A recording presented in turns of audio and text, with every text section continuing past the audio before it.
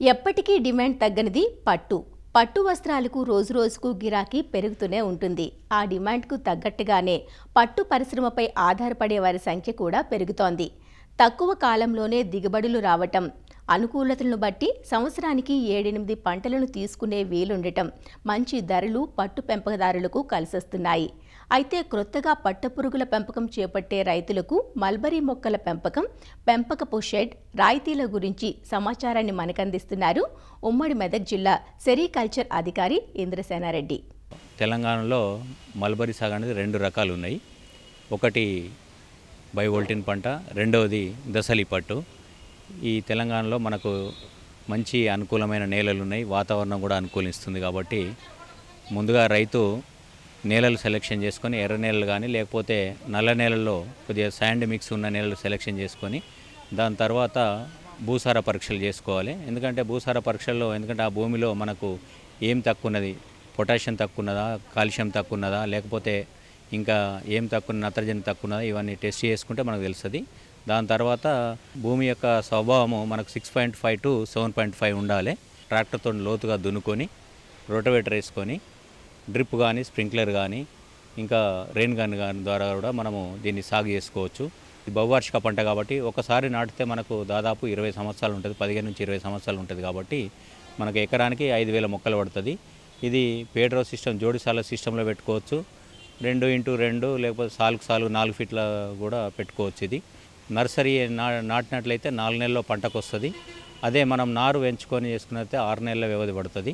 కాబట్టి ఈ సమయంలో మనము ఎక్కడైతే మల్బరీ సాగు చేసుకుంటామో అక్కడనే మల్బరీ షెడ్ నిర్మించుకోవాలి. అది 20 ఫీట్ల వెడల్పు, 50 ఫీట్ల పొడుగుతోటి గది నిర్మించుకోవాలి. తూర్పు పడమరతోటి. సిల్క్ వామ్ అనేది 5 దశలు ఉంటుంది. 5 దశలు అంటే దానిలో 4 నిద్రావస్థలు ఉంటుంది. ఒకటి 5వ దశ 7 రోజులు తిన్న తర్వాత అది మౌంటింగ్ చేస్తుంది. సిల్క్ గ్లాండ్స్ తయారై 7 రోజుల తర్వాత అది చంద్రికలు పెడితే అది గూడు అల్లుకునే దశ అంటారు. దాన్ని 5 రోజులు పడుతుంది గూడు అల్లుకునే దశ. ఈ 4 దశలు ఏంటంటే ఫస్ట్ ఒకటి ఎగ్స్ నుంచి లార్వా వచ్చేది కొందరు రైతులు పెంచుకుంటారు. మిగతాది ఇంకోటి చాకి సెంటర్లు కూడా ఉంటాయి. మనకు చాకి సెంటర్ నుంచి కూడా 2 దశలు పెంచిన పురుగులు కూడా రైతులు కొందరు తెచ్చుకుంటారు. ఇది ఎగ్స్ నుంచి తెచ్చిన అయితే మనకు 10 రోజులకు లార్వా బయటకు వస్తుంది. బిఫోర్ 5 days మనం తెప్పిస్తాం రైతులకి. తెప్పించిన తర్వాత 2 days బిఫోర్, 48 hours బిఫోర్ మనకు దానికి పినియడ్ స్టేజ్ వస్తుంది. బ్లాక్ బాక్సింగ్ చేయాలి. అప్పుడు 25 degrees ఉష్ణోగ్రతలో బ్లాక్ బాక్సింగ్ చేసుకోవాలి. చేసుకున్న తర్వాత మనకు 10th day నాడు ఆ ఎగ్స్ నుంచి లార్వా బయటకు వచ్చినప్పుడు లేత ఆకులు తీసుకొచ్చి వాటిపైన వేసి నెట్ వేసి వాటిపైన వేసినట్టయితే 10 minutesలో 10 నిమిషాల్లో మనకు అది ఆకుపైకి ఎక్కుతుంది. ఎక్కిన తర్వాత ట్రేలలో మార్చుకున్న తర్వాత ప్రతి 3 daysకి ఒకసారి నిద్రావస్థలకు వెళ్ళిపోతుంది. నిద్రావస్థ అంటే దానిపైన ఉన్న చర్మం తీసి మళ్ళీ కొత్త చర్మం వస్తుంది. అది 24 గంటలు మనకు ఆకు మేయదన్నట్టు. టెక్నికల్గా స్టాప్ ఉంటేనే దీన్ని కొత్త రైతులు దీన్ని చేయగలుగుతారు, లేకపోతే చేయలేరు. కాబట్టి కంపల్సరీ మన సిబ్బంది అక్కడ అవసరము. ఆ 24 గంటల్లో నిద్రావస్థలకు వెళ్ళిపోయినప్పుడు మనం ఒక డాక్టర్ ఒక పేషెంట్ని ఎట్లా గుర్తిస్తాడో అట్లా గుర్తించి ఇది నిద్రావస్థలకు వెళ్ళిపోయింది, ఆకు బంద్ చేయండి, ఫీడ్ చేయడం బంద్ చేయండి అని చెప్పి దానికి సున్నం జలిపిస్తారు, దానికి లైమ్ వేపిస్తారు. ఎందుకంటే ఆకులో తేమ శాతం ఉంటుంది, దానికి ఫంగస్ రాకుండా. ముందుగా వెళ్ళిన నిద్రావస్థలకు వెళ్ళిన పురుగులు అవి మేత మేయకుండా ఉండడానికి ఆ సున్నం దోహదపడుతుంది.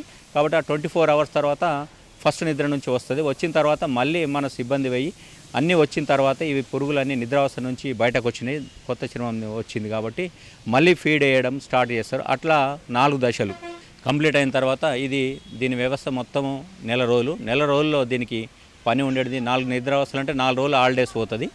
ఇక గూడు అల్లుకోవడానికి 5 days, అంటే మొత్తం టోటల్లో 9 days పోతే మనకు 21 days వర్కింగ్ చేస్తాం. 21 daysలో ఒక రైతుకు మంచి ఆదాయం వస్తుంది. ఒక ఎకరాకి దాదాపు 2వ సంవత్సరం నుంచి 50,000 నుంచి ₹1,00,000 ఆదాయం తీసుకుంటారు మన దగ్గర రైతులు. ఇప్పుడు మనకు మార్కెట్లో రేటు 400 నుంచి 450 రూపాయల దాకా ఉన్నది మార్కెట్లో. దీనికి మళ్ళీ కిలో ఒక్కంటికి ఇన్సెంటివ్ కూడా వస్తుంది. కాబట్టి ఇది చిన్న సన్నకారు రైతులకు మంచి కుటీర పరిశ్రమ.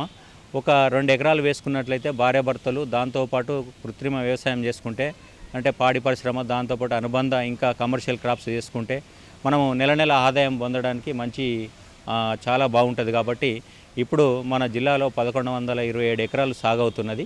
ఇదేంటంటే వరి, మొక్కజొన్న, పత్తి సాగు కన్నా, ఎందుకంటే వరి, మొక్కజొన్న అయితే సీడు మళ్ళీ తీసుకురావాలి, మళ్ళీ వేయాలి, దానికి ఖర్చు పెరుగుతుందని రైతులు కూడా చెప్తున్నారు మాకు మీటింగ్లలో.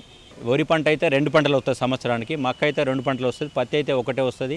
అదే కూరగాయలు కానీ ఇంకా మ్యాంగో కానీ ఒకటే పంట వస్తుంది. ఇది సంవత్సరానికి 5 పంటలు తీసుకోవచ్చు. 2 ఎకరాలు ఉన్నట్లయితే సంవత్సరం పొడుగునా వీళ్ళకు ఉపాధి అవకాశాలు దొరికే ఆస్కారం ఉన్నది. కాబట్టి మల్బరీ వైపు చాలామంది రైతులు ఎక్కువ మొగ్గు చూపుతున్నారు. దీనికి మన గవర్నమెంట్ నుంచి సబ్సిడీ కూడా, సెంట్రల్ గవర్నమెంట్ సిల్క్ సమగ్ర 2 నుండి సబ్సిడీలు కూడా ఇస్తున్నాము. దీని యూనిట్ కాస్ట్ వచ్చేసి రేరింగ్ షెడ్ 4,50,000, మల్బరీది ఏమో 1,20,000. దాంట్లో జనరల్కి అయితే 50%, అదే ఎస్సీ ఎస్టీ అయితే 65%. జనరల్ వాళ్ళకి 4.5 lakh ఉంటే దాంట్లో 2,25,000 రేరింగ్ గదికి ఇస్తున్నాము. అలాగే మల్బరీ తోటకైతే 1,20,000 ఉంటే 60,000 రూపాయలు ఇస్తున్నాము. అదే ఎస్సీ ఎస్టీకి అయితే 65% అంటే రేరింగ్ షెడ్కి 2,92,500 రూపాయలు ఇస్తున్నాము. అలాగే మల్బరీ గార్డెన్కు 78,000 రూపాయలు ఇస్తున్నాము. అలాగే వాళ్ళకు 10 ట్రేలు 300 చంద్రికలు కూడా మన సెంట్రల్ గవర్నమెంట్ స్కీమ్ నుంచి వారికి అందిస్తున్నాము. వీటికి మళ్ళీ డిస్ఇన్ఫెక్టెంట్స్ ఉంటుంది, దీంతో మందులు వాటికి సంవత్సరం ఒకసారి వారికి 5,000 యూనిట్ కాస్ట్ ఉంటే దాంట్లో 2,500 కూడా 2,500 సబ్సిడీ 50% పైన కూడా వాళ్ళకు చేస్తున్నాము.